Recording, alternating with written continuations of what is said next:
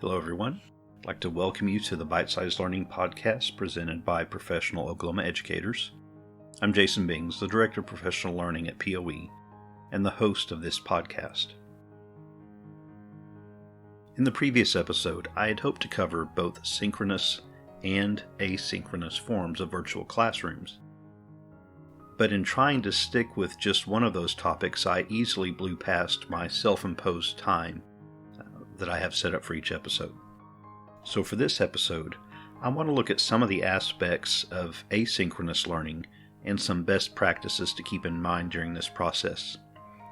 This won't be a how-to for a specific product like much of the last episode was. But instead, I'll focus on some of the ideas and mentalities that go along with learning in this format. Most of you have already launched your distance learning plan for the remainder of the school year. Truthfully, this doesn't really qualify as distance learning for a few reasons. The first reason is because for the rest of the year, the students are just reviewing previously taught concepts. There is no new learning going on. This is just a refresher course really at this point. The second is because of the disparity in resources available to the students.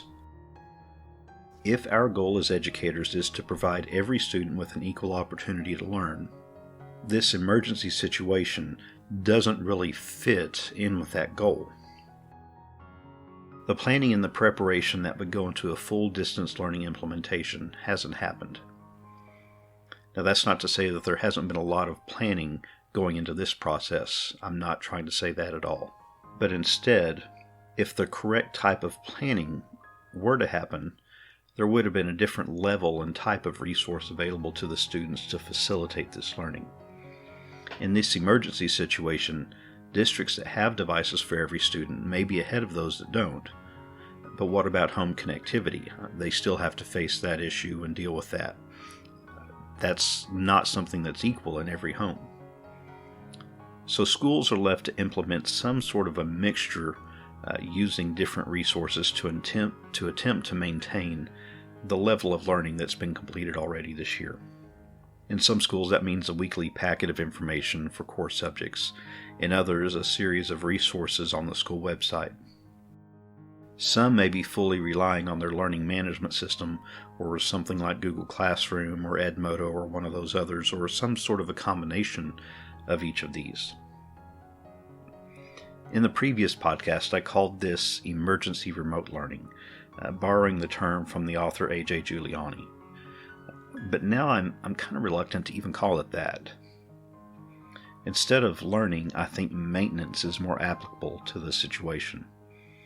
So we might be better off calling this emergency remote learning maintenance or something similar, regardless of what we call it.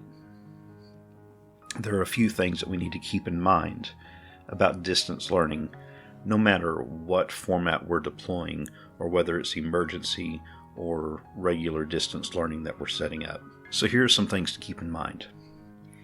1. This will not look like your regular classroom. Aside from the obvious fact that this isn't occurring in your regular classroom and your students are not in the room with you, you need to remember this fact. If you keep that in mind, it will help you frame everything you do in your virtual classroom. The second thing you need to keep in mind. If you're using an LMS or Google Classroom or some other format like that, collaboration and group work is vastly different than it would be in your classroom. In your classroom, you could rearrange and group students and easily monitor just by working your way around the room. The monitoring side of it gets to be a little bit more tricky and a little bit harder to figure out initially. But once you've done this for a little bit, you can do some great things there. In your classroom, you're limited by time and location. But in a virtual classroom, some of those limitations go away. Students can all join in at different times from different locations and utilize a variety of communication tools. If students are working in a Google document or an Office 365 file, students are able to collaborate and co-edit those files. You can establish time and place restrictions if you want, but truthfully, why would you want to? If your students have limited resources at home, they may be competing with siblings for time on the devices.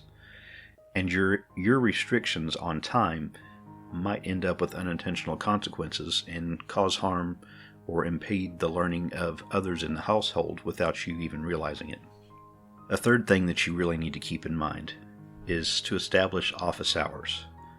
Have them at different times of the day to accommodate your learners. And so it might be that you have a block of time in the morning and you have a block of time in the afternoon or early evening, just to try to accommodate some of the schedules at home, because you really don't know what your students are dealing with there, and the traditional day may be a hindrance at some point.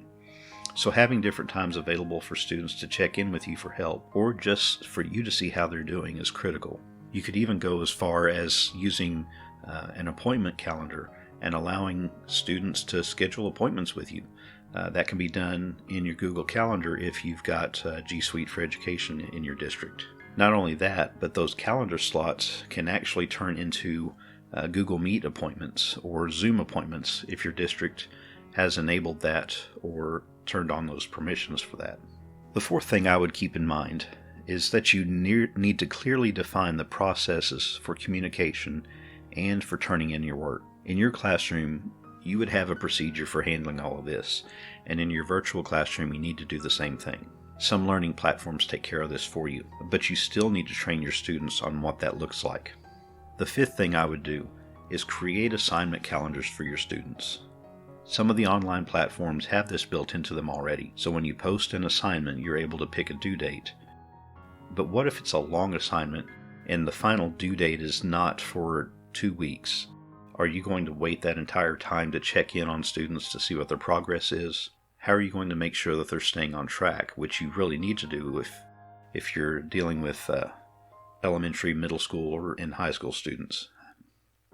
And so what you can do is split the assignment up into different components that students can turn in part of it at a time, and then you can return it back to them to continue working on. This is a great feature in a lot of the classroom management systems or learning management systems. Okay, so most people initially dive into some of these platforms with the intent of enhancing what they're doing in the regular classroom. But when you shift to using them as your primary mode of instruction, you kind of have to change your mindset. It's no longer an extension of what you're doing in the classroom. Instead, it is your classroom.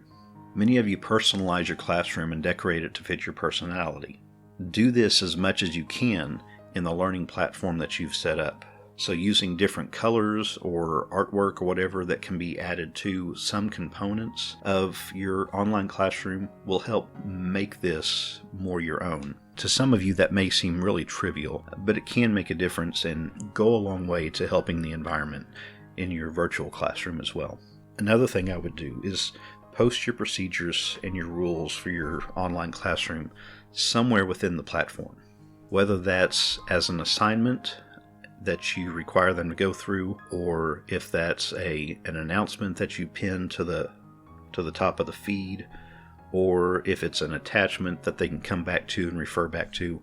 And in fact, if you can do it in all of these ways, I would suggest doing that. That way it's always there, and you have very few excuses for people not following those procedures. So what are some of the procedures that you need to focus on in your virtual classroom? Well, I'm going to handle this with a series of questions.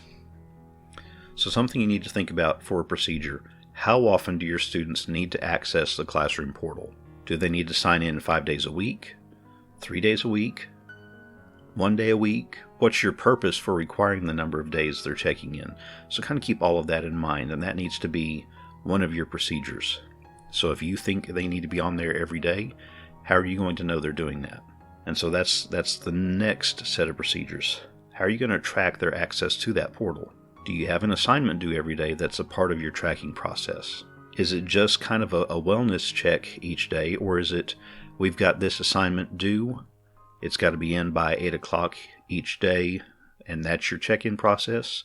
Or do you just have something that is like a how are you feeling today kind of thing that you would do as a daily attendance that they're required to get on, sign into, and submit their response to that? Or are you requiring them to specifically send you a message, whether that's a question or even something as simple as, hey, I'm on today, just wanted to check in, let you know that things are going well. Work out some sort of procedure that's going to work well for you for that check-in policy on your virtual classroom. Next procedure you need to keep in mind. How are they going to turn their assignments in? Are you going to allow them to work ahead, or do they need to stay on pace? How are you handling if they're falling behind on some of their work? What's your procedure there? And if it's something that they start to fall behind on, I need to build in some other checkpoints that encourage them to turn it in and stay engaged in what we're doing. Another procedure to keep in mind is, what does communication within the classroom look like? How do students send you a message or ask you questions? Can students send other students messages within the class? This may not be something that's within your control. This may be something that is a district level decision.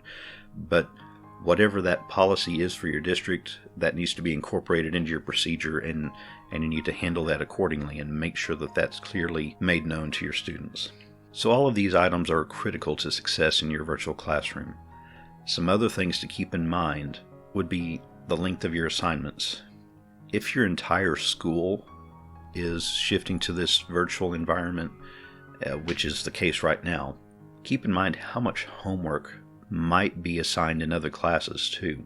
If your traditional class period is 45 minutes, I would try to limit my virtual classroom to 30-minute increments or less, especially for younger students. Truthfully, if it's over 20 minutes long, you'll lose the attention of your students just like you would in the traditional classroom. And so you kind of need to vary your instructional methods. Use videos when you can, use text, interactive learning tools, slideshows, games, quizzes, whatever it takes to facilitate learning. And so if you can incorporate those in and kind of mix them up and have more flexibility in how you incorporate that, you'll be much better off in the long run. Something else that I want you to make sure you remember: don't try to reinvent the wheel. There are others that have done this already. Learn from them, borrow from them. If you have someone teaching the same thing you teach in your school, split up the job of creating resources and share the load. Something else that you might do as you're rolling this out is host a virtual open house. This could take on a few different forms. Could be a pre-recorded video you make to send out to parents and students, telling them how to navigate the platform from their end.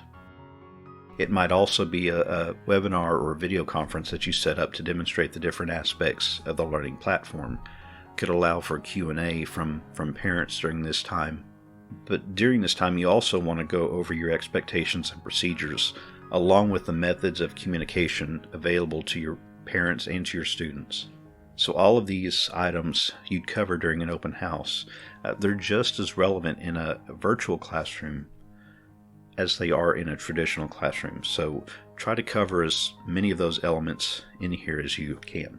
Whichever platform you choose to handle this, and whatever method you go with, there are some additional resources available to help you on your journey. So in addition to the tools that whatever platform you use provides, there's some other groups out there that do offer some ideas to help you with. One of those is called Learning Heroes, and you can go to the website to get more information, but it's bealearninghero.org.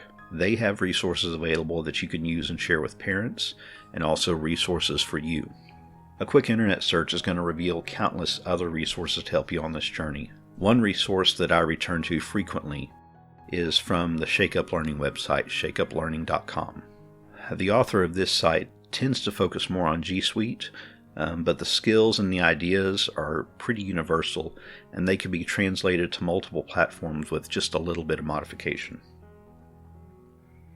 Now, I know this is just scratching the surface of setting up your virtual classroom. If you would like more information about a specific tool or a topic, reach out to me and we can work on setting something up. Or it might be a selection for a future episode. I do want to thank you for taking the time to listen to this episode. Please share and comment to let us know how we can help you and others. You may leave your comments in whichever podcatcher you're using, but to guarantee we receive them in a timely manner, go to bit.ly/bite-sized pod and complete the form.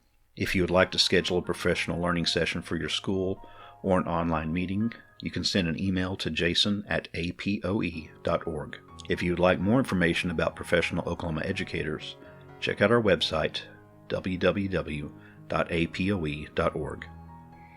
You can find the links to this podcast and blog under the Resources tab or by going to poebite-sizedlearning.blogspot.com. POE can also be found on Facebook at apoe.org and on Twitter at profokla.edu.